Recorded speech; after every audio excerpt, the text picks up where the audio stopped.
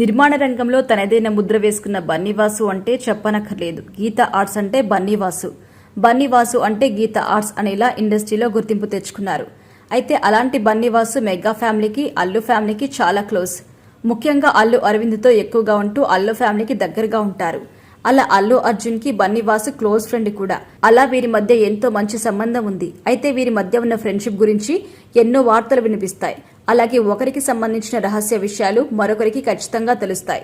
ఈ నేపథ్యంలో తండేల్ మూవీకి నిర్మాతగా చేసిన బన్నీవాసు తాజాగా ఈ సినిమా ప్రమోషన్స్ లో పాల్గొన్న సమయంలో అల్లు అర్జున్ 300 కోట్ల రూపాయల రెమ్యునరేషన్ పై ప్రశ్న కూడా ఎదురైంది.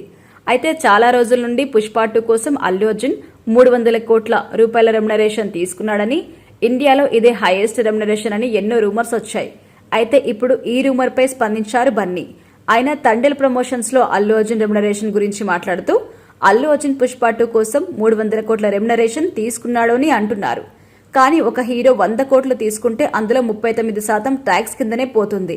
వాళ్ళ ఇంటికి వచ్చేవి కేవలం 60 కోట్లు మాత్రమే. ఇక చాలా మంది 300 కోట్లు అని మాట్లాడుకుంటున్నారే తప్ప ఆయన చాలా రోజుల నుండి ఆ సినిమాకి తప్ప వేరే ఏ సినిమాకి పనిచేయలేదు అనేది మాత్రం గుర్తుపెట్టుకోవడం లేదు. పుష్ప 2 కోసం అల్లు అర్జున్ ఏకంగా 5 సంవత్సరాలను కేటాయించారు. ఈ 5 సంవత్సరాల్లో ఆయన ఏ సినిమాకి కూడా వర్క్ చేయలేదు. ఒక్కో సంవత్సరం లెక్క చూసుకున్నా కూడా ఒక సంవత్సరానికి ఒక్క సినిమా వేసుకున్నా కూడా ఆయన మార్కెట్ రేంజ్ ప్రకారం 300 కోట్ల కంటే ఎక్కువగానే వచ్చేది కదా. దాని గురించి ఎవరూ మాట్లాడరా? 300 కోట్లు మాత్రమే మాట్లాడుకుంటున్నారు. కానీ ఆయన ఎన్ని రోజులు ఆ సినిమాకి టైం కేటాయించారు అనేది మాత్రం మాట్లాడుకోరు. అలాగే రంగస్థలం సినిమా తర్వాత సుకుమార్ ఈ 2 సినిమాలే చేశారు. ఆయన కూడా ఈ సినిమాకి తప్ప మరో సినిమాకి వర్క్ చేయలేదు. అలాగే ఆయనకి సైడ్ బిజినెస్లు కూడా ఏం లేవు. ఈ లెక్కలతో చూసుకుంటే ఈ లెక్కలు ఎంత అంటూ రెమ్యునరేషన్ పై క్లారిటీ ఇచ్చారు బన్నీవాసు.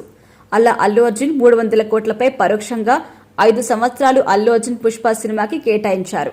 ఒకవేళ వేరే సినిమాలో చేస్తే కనీసం సంవత్సరానికి 1 చేసినా ఒక్కో సినిమాకి 100 కోట్లు వచ్చేవి కదా అన్నట్టుగా స్పందించారు బన్నీవాసు. ఇక బన్నీవాసు మాటలతో అల్లు అర్జున్ నిజంగానే 300 కోట్ల రెమ్యునరేషన్ అందుకున్నట్టుగా కన్ఫర్మ్ అయితే అయిపోయింది.